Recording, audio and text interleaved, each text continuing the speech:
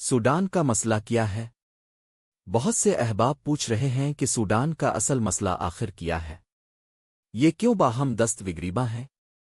हालांकि सूडान वो मुल्क है जो कभी अफ्रीका का अनाज घर, फूड बास्केट ऑफ अफ्रीका कहलाता था, जिसकी ज़मीनें दरियाए नील के पानी से सैराब होती, जहां दुनिया का सबसे बड़ा ज़री मंसूबा जजीरा प्रोजेक्ट जजीरा स्कीम कायम था। यही सूडान सोने के ज़खायर के लिहाज से दुनिया का तीसरा बड़ा मुल्क और मवेशियों की तादाद में 5वीं दर्जे पर शुमार होता है। मगर आज वही मुल्क भूख कहत खाना जंगी और तबाही का नक्शा पेश कर रहा है। अक़वाम मुत्तहिदा के मुताबिक 1 करोड़ से ज़ायद सूडानी इस वक्त शदीद ग़िज़ाई क़िल्लत और कहत के दहाने पर है। सवाल यह है कि कुदरती वसाइल से मालामाल ये मलिक आज खाक व खून में क्यों लथपथ है? तफसील से रोज़नामा इस्लाम के लिए लिखा है, इसका खुलासा आपकी नज़र। सूडान की मौजूदा खाना जंगी अप्रैल 2023 में शुरू हुई, जब मुल्क की 2 ताकतवर अस्करी क़ुव्वतें आपस में बरसन पैकार हो गईं। एक सूडान की पेशावर अफवाज सूडनीज़ आर्म्ड फोर्सेस सैफ और दूसरी रैपिड सपोर्ट फोर्सेस जिसे जिंजवाद भी कहा जाता है। ये लड़ाई दरअसल इक़्तिदार, फ़ौजी बालादस्ती और मुल्क के सियासी और इक़्तिसादी वसाइल पर कब्ज़े की जंग है, जिसका पस मंज़र कुछ यूं है कि सन 2019 में जब अवामी एहतजाज के नतीजे में सदर उमर अल-बशीर की 3 दहाइयों पर मुहित हुकूमत का खात्मा हुआ, तो मुल्क एक अबूरी फ़ौजी और शहरी हुकूमत कायम हुई। लेकिन जल्द ही ताकत की कशमकश शुरू हुई।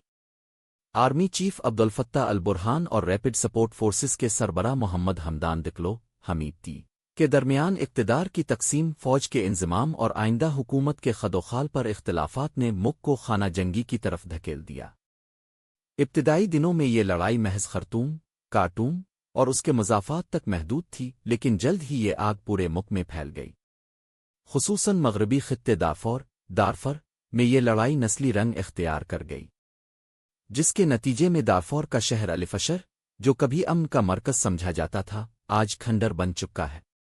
ये भी वाज़ेह रहे कि RSF मिलिशिया पहले फ़ौज का हिस्सा नहीं, बल्कि क़बायली मुसल्लह जंगजुओं का टोला थी। 2019 में जब उमर अल-बशीर के ख़िलाफ़ तहरीक शुरू हुई, तो उन्होंने अपनी हुकूमत बचाने के लिए इसकी हिमायत हासिल की और इसे एक नीम फ़ौजी हैसियत दे दी। इसके सरबराह हमीदी को सूद साख्ता जनरल बना दिया। इसकी मिलिशिया को रैपिड सपोर्ट फोर्स का नाम दिया गया। अप्रैल 2019 में उमर अल-बशीर को जेल भेजकर जनरल अब्दुल-फत्ताह अल-बुरहान और उसके साथी फ़ौजी अफसरों ने इक़्तिदार संभाल लिया। उन्होंने एक अबूरी फ़ौजी काउंसिल, ट्रांजिशनल मिलिट्री काउंसिल, कायम की। अवाम ने इसे आर्ज़ी तौर पर कबूल किया, मगर जल्द ही मुतालबा किया कि इक़्तिदार सिविलियन हुकूमत के हवाले किया जाए। मुल्क भर में मुज़ाहरे शुरू हुए। कवी उलहर ओल तग़ीर forces of freedom and change के नाम से एक इत्तेहाद उभरा, जिसने सिविलियन हुकूमत के क़याम का मुतालबा किया। फ़ौज ने पहले मुज़ाहमत की, मगर फिर बैन अल-अक़वामी दबाव और दाखिली एहतजाज के 22 अगस्त 2019 में एक शिराकती हुकूमत पर इत्तिफ़ाक़ किया। ये हुकूमत फ़ौज और सिविलियन रहनुमाओं पर मुश्तमिल थी। अब्दुल्ला हमदविक वज़ीर आज़म बने, जबकि जनरल अल-बुरहान फ़ौजी सरबराह रहे। इस दौर में सूडान ने आलमी सतह पर दोबारा ताल्लुकात बहाल किए, ख़ास तौर पर अमरीका से, और दहशतगर्दी की फहरिस्त उसे नाम निकलवाया। फिर अक्टूबर 2021 में जनरल अल-बुरहान ने अचानक बगावत करके सिविलियन हुकूमत ख़त्म कर दी।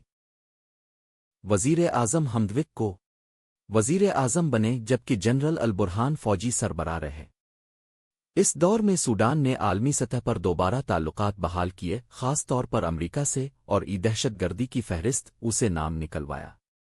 फिर अक्टूबर 2021 में जनरल अल-बुरहान ने अचानक बगावत करके सिविलियन हुकूमत ख़त्म कर दी। वज़ीर आज़म हमदविक को घर में नज़रबंद कर दिया गया। फ़ौज ने पूरे मुल्क पर कंट्रोल संभाल लिया और यहीं से नई खाना जंगी की बुनियाद पड़ गई। अबूरी दौर में रैपिड सपोर्ट फोर्सेस भी एक नई फ़ौजी ताकत बनकर उभरी थी। ये फोर्स पहले दारफोर के जंगों में सरगर्म रही, मगर बाद में इसे नीम सरकारी हैसियत दी गई। वक्त के साथ साथ मुस्तकिल फ़ौज और इस मिलिशिया के दरमियान इक़्तिदार की कशमकश बढ़ती गई, ख़ास तौर पर फ़ौज में इंज़माम इंटीग्रेशन के मामले पर। फिर अप्रैल 2023 में इख्तिलाफ खिली जंग में बदल गया। दारुल हुकूमत खर्तूम तबाह हो गया। अल-फशर शहर में बदतरीन नस्ल कशी जैसी सूरत पैदा हुई और 1 करोड़ से ज़्यादा अफराद बेघर हो गए। گویا 2019 میں عمر البشیر حکومت کا خاتمہ و آزادی کی ایک امید تھی، مگر آج وہ امید انارکی میں بدل چکی ہے۔ باخبر ذرائع کے مطابق ریپڈ سپورٹ فورسز نے عام شہریوں کے قتل عام لوٹ مار اور دیہات جلانے جیسے جرائم کیے ہیں۔ اس وقت فاشر شہر میں قتل عام جاری ہے۔ اس شہر پر سوڈانی آرمی کا قبضہ تھا۔ باہر سے رپ نے شہر کا محاصرہ کر رکھا تھا۔ یہ محاصرہ 600 دنوں سے جاری ہے، جس کے نتیجے میں مقامی لوگ مردار تک کھانے پر مجبور ہوئے۔ لیکن حال ہی میں سخت لڑائی کے بعد فوج کر پسپا ہے کر شہر خالی کرنا پڑا، جس کے بعد ریپڈ ملیشیا کے جنگجو شہر میں داخل ہو کر قتل عام شروع کر دیا۔ اسپتالوں میں لاشوں کا انبار اور بھوک سے تڑپتے بچوں کی المناک تصاویر سامنے آئی رہی ہے۔ غیر ملکی مداخلت اور مفادات۔ سوڈان کی اس خانہ جنگی میں بیرونی قوتوں کے مفادات گہرے ہیں۔ یہ ملک جغرافیائی طور پر بحر احمر، ریڈ سی کے دہانے پر واقع ہے، وہی راستہ جو مشرق وسطی افریقہ اور یورپ کی تجارتی شریان ہے۔ اسی محل وقوع نے سوڈان کو عالمی طاقتوں کے کھیل کا میدان بنا دیا ہے۔ متحدہ عرب امارات UAE خلیہ خفیہ طور پر ریپڈ سپورٹ فورسز کی مدد کر رہا ہے۔ اس کے فراہم کردہ ہتھیاروں کی کئی کھیپ فوج پکڑ چکی ہے، بلکہ ان ٹھوس شواہد کی بنیاد پر سوڈانی حکومت عالمی عدالت میں بھی UAE کے خلاف مقدمہ دائر کر چکی ہے۔ UAE کی دلچسپی سوڈان میں سونے کی کانوں، زرعی زمینوں اور بحری بندرگاہوں میں ہے۔ اماراتی کمپنیاں دارفور اور شمالی علاقوں سے سونا غیر قانونی طریقے سے برآمد کرتی رہی ہے، جس کے بدلے کو اسلحہ اور مالی مدد ملتی رہی۔ دوسری جانب مصر سوڈانی فوج سیف کی پشت پر کھڑا ہے، کیونکہ اسے خوف ہے کہ اگر نیم فوجی گروہ کامیاب ہو گئے تو اس کے لیے نیل دریا کے پانی کی تقسیم پر خطرہ بڑھ جائے گا۔ جبکہ سعودی عرب بظاہر ثالثی کی کوششوں میں مصروف ہے، مگر پسپردہ وہ بھی ایسے سیاسی انتظام کی خواہش رکھتا ہے جو اس کا ہمنوا اور تابع ہو۔ سوڈان میں روسی مداخلت بھی کسی سے ڈھکی چھپی نہیں ہے۔ روس کا مقصد واضح ہے، وہ ریڈ سی کے ساحل پر ایک مستقل بحری اڈہ نیول بیس قائم کرنا چاہتا ہے۔ روس کی نجی قاتل کمپنی ویگنر گروپ پہلے ہی سوڈان کے سونے کی تجارت میں سرگرم رہی ہے۔ جہاں خانہ جنگی کشیدگی ہو وہاں امریکہ اور اسرائیل کیسے پیچھے رہ سکتے ہیں؟ یہ بھی اس کھیل کے تماشائی نہیں بلکہ کھلاڑی ہے۔ امریکہ کا مفاد یہ ہے کہ سوڈان کسی صورت روس چین کے قریب نہ جائے، جبکہ اسرائیل جس کے ساتھ عمر البشیر کے بعد تعلقات کی بحالی کا عمل شروع ہوا، سوڈان کو مشرق افریقہ میں اپنا نیا اتحادی بنانا چاہتا ہے تاکہ ریڈ سی میں ایرانی اثر و رسوخ محدود کیا جا سکے۔ اسرائیلی انٹیلیجنس نے ماضی میں کے قائدین سے براہ راست رابطے کیے اور اطلاعات کے مطابق تل ابیب نے قاہرہ کے راستے دونوں فریقین پر اثر ڈالنے کی متعدد کوششیں کیں۔ ملک کی تقسیم۔ سوڈان کی حالیہ خانہ جنگی میں ملک کی تقسیم کا خطرہ بھی بڑھ رہا ہے اور کئی مبصرین اسے ایک ممکنہ انجام کے طور پر دیکھ رہے ہیں، اگرچہ باضابطہ طور پر کوئی فریق تقسیم کا اعلان نہیں کر رہا۔ اس وقت شمالی اور مشرقی سوڈان، جس میں پورٹ سوڈان شامل ہے، فوج کے قبضے میں ہے۔ مغربی علاقے خاص طور پر دارفور اور الفشر پر RSF کا قبضہ ہو چکا ہے۔ اگر جنگ جاری رہی تو سوڈان 2-3 حصوں میں تقسیم ہو سکتا ہے۔ شمال فوج کے زیر اثر ہوگا، مغرب حمیدتی ملیشیا کے قبضے میں، اور مشرقی بندرگاہی علاقہ پیوٹ سوڈان کسی بین الاقوامی نگرانی میں چلا جائے۔